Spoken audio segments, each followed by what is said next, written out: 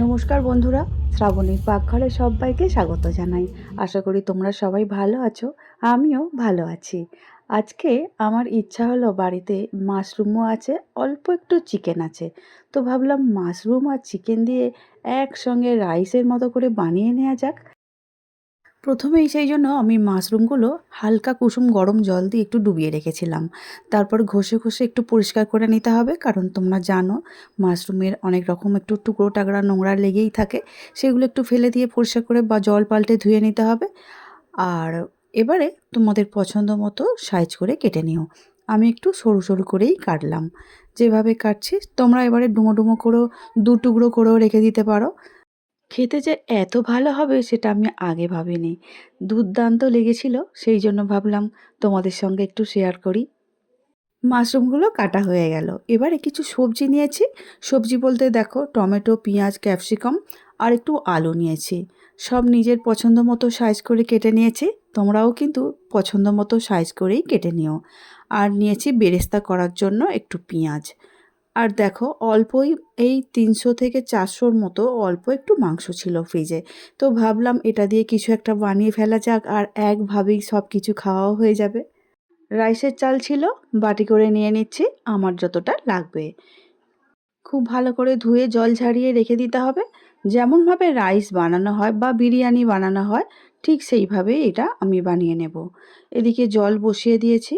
জলের মধ্যে যখনই জলটা ফুটে উঠলো আর কি, ঠিক সেই সময় দিয়ে দেব যতটা চাল আমি ধুয়ে জল ঝারিয়ে রেখে দিয়েছিলাম। এবারে সুন্দর করে ভাতটা বানিয়ে নিতে হবে। চাল আর জলের মধ্যে দিয়ে দিচ্ছি পরিমাপ অনুযায়ী নুন। ভাতটা ওদিকে হতে থাক, ততক্ষণ আমি এদিকে কিছু সবজি এগুলো সব ভেজে নেব। যেমন মাশরুম বা অন্য কিছু যেগুলো সব কেটেছি ওইগুলো পরপর ভেজে নিতে হবে। আর আমি রেসিপিটা সাদা তেলেই বানাচ্ছি। তোমাদের যদি মনে হয় সর্ষের তেলে, সেটা করে নিতে পারো। তেলটা গরম হতেই মাশরুমগুলো দিয়ে দিলাম আর একটু ভেজে নেব। একদম পুরোপুরি নরম করে ভাজার দরকার নেই, কারণ মাশরুম এমনিতেই নরম। আর ভাতের সঙ্গে যখন নাড়াচাড়া হবে বা দমে দেওয়া হবে তখনও ভালো করেই সিদ্ধ হয়ে যাবে। দেখতেই পাচ্ছ 2 থেকে 3 মিনিট আমি একটু নাড়াচাড়া করে ভেজে নিয়েছি। মাশরুম ভাজাগুলো তুলে নিলাম। আর যে আলু কেটে রেখেছিলাম সেই আলুগুলো একটু নাড়াচাড়া করে ভেজে নেব। আমি কিন্তু পুরো রেসিপিটা খুব বেশি বেশি করে তেল দিয়ে কিন্তু বানাতে চাইছি না। শরীরের কথা ভেবেই অল্প অল্প করে তেল দিয়ে রান্নাটা আমি করে নিতে চাইছি। দেখতেই পাচ্ছ আলুগুলো ভাজা হয়ে গেছে। ওইগুলো একটা বাটির মধ্যে তুলে নিচ্ছি। আবারও কড়ার মধ্যে 2 চামচ সাদা তেল দিয়ে দিলাম। ওইদিকে যে আমি আগে থেকে সবজিগুলো কেটে রেখে দিয়েছিলাম, সেই সবজিগুলো সব একসঙ্গে দিয়ে দিলাম। পেঁয়াজ, ক্যাপসিকাম, টমেটো সব একসঙ্গে দিয়ে খুব ভালো করে একটু ভেজে নেব। এমনি এই সবজিগুলো খুবই নরম, খুব বেশি ভাজার তো দরকার নেই। মোটামুটি একটু ভাজা ভাজা হয়ে এলেই নামিয়ে নিতে হবে। এখন কিন্তু সমস্ত কিছু খুব ভালো করে ভাজা হয়ে গেছে। এখন কড়ার মধ্যে 2 চামচ তেল আবারও দিলাম। অল্প করে পেঁয়াজ আমি এই তেলের মধ্যে দিয়ে দেব আর একটু ভালো করে ভেজে নেব বেরেস্তা করার জন্য। এদিকে বেরেস্তাটা হতে থাক, আর ওদিকে ভাত কিন্তু হয়ে গেছে। খুব ভালো করে 5 মিনিট ফুটিয়ে নিয়েছি। আর ভাতটা একটু শক্ত থাকাকালীন নামিয়ে নিতে হবে। দেখতেই পাচ্ছ পেঁয়াজটা যে ভাজা হচ্ছে তার কড়ার পাশেই কিন্তু ভাতটা রাখা আছে, একদম ঝুড়ো ঝুড়ো করে হয়েছে। পেঁয়াজটা এদিকে ভাজা হয়ে গেছে, আমি পেঁয়াজগুলো আবারও একটা বাটির মধ্যে তুলে নিচ্ছি। বেরেস্তা হয়ে গেছে। এবারে কড়ার মধ্যে আবারও একটু তেল দিয়ে দিচ্ছি, সাদা তেল, ওই 3-4 চামচের মতো। কারণ এখন চিকেনটা খুব ভালো করে কষে নিতে হবে। ধুয়ে রাখা চিকেন আমি এখন তেলের মধ্যে দিয়ে দিচ্ছি।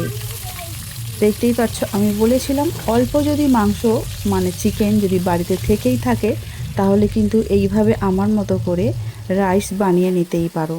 চিকেনটা একটু ভাজা হতেই দিয়ে দিলাম আদা রসুন বাটা।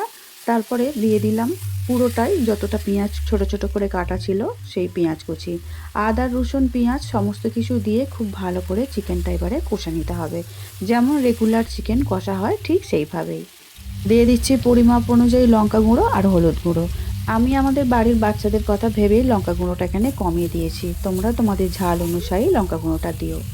খুব ভালো করে নাড়াচাড়া করে একটু কষে নিতে হবে। তারপরে দিয়ে দিচ্ছি পরিমাপ অনুযায়ী নুন। নুনটা কিন্তু ভেবেই দেবে, কারণ ভাত করার সময় কিন্তু ভাতেতেও আমরা নুন দিয়েছি। সেই জন্য একটু ভালো করে চেক করে বা টেস্ট করে দেখে নুনটা দেওয়া খুব দরকার আছে। দিয়ে দিচ্ছি আগে থেকে ভেজে রাখা আলু। আলু আর চিকেন খুব ভালো করে নাড়াচাড়া করে নিতে হবে। আলু আর চিকেন কষা হয়ে গেছে, এবারে দিয়ে দেব পরিমাণ অনুযায়ী জল। কারণ চিকেনটা আলুটা দুটো খুব ভালো করে সিদ্ধ হতে হবে, সেই জন্য অল্প করে একটু জল দিলাম। এখানে বেশি জল দেওয়ার দরকার নেই, অল্প করে জল দিলেই হবে। জল দেওয়ার পরে খুব ভালো করে নাড়াচাড়া করে একটু মিশিয়ে নিচ্ছি। এবারে ঢাকা দিয়ে দেব মিনিট 5 জন্য। তাহলেই কিন্তু খুব ভালো করে চিকেন আলু খুব ভালো করে সিদ্ধ হয়ে যাবে। ওদিকে হতে থাক। এদিকে আমি আবারও কড়াটা বসিয়ে দিয়েছি, কারণ একটু টাইমটা তাড়াতাড়ি করার জন্য বা রান্নাটা একটু তাড়াতাড়ি করার জন্য আমি এইভাবেই রান্নাটা করেছি। না হলে কিন্তু একটা কড়ার মধ্যেই সমস্ত কিছু হয়ে যাবার কথা। এবারে আমি কড়া বসিয়ে দিয়েছি, সাদা তেল আর ঘি পাইল করে দিলাম। 1 চামচ জিরে আর গোটা গরম মশলা দিয়েছি, লবঙ্গ, দারচিনি, গোলমরিচ আর দিয়েছি কিছুটা জয়িত্রী। আর জায়ফলটা রেখে দিয়েছি সব শেষে একটু দেবো বলে, গন্ধটা খুব ভালো লাগে। এবারে এটা খুব ভালো করে ভাজা হয়ে যাবার পরে সুন্দর যখন গন্ধ ছেড়ে আসবে, ঠিক সেই সময় ভাত যে জল ঝরানো ছিল সেই ভাতটা পুরোটাই এর মধ্যে দিয়ে দেব। ওইদিকে ঢাকা দেওয়া চিকেনটা একটু নাড়াচাড়া করে দিতে হবে। আর এদিকে ভাতটা কিন্তু 2-3 মিনিট একটু ভেজে নিতে হবে, তাহলে ভাতটা ভাজার যে সুন্দর একটা সেন্ট সেটা কিন্তু চলে আসবে। কারণ সবজিগুলো যখনই দেওয়া হবে তখন কিন্তু ভাতটা আর ভালো করে ভাজা সম্ভব হয়ে ওঠে না।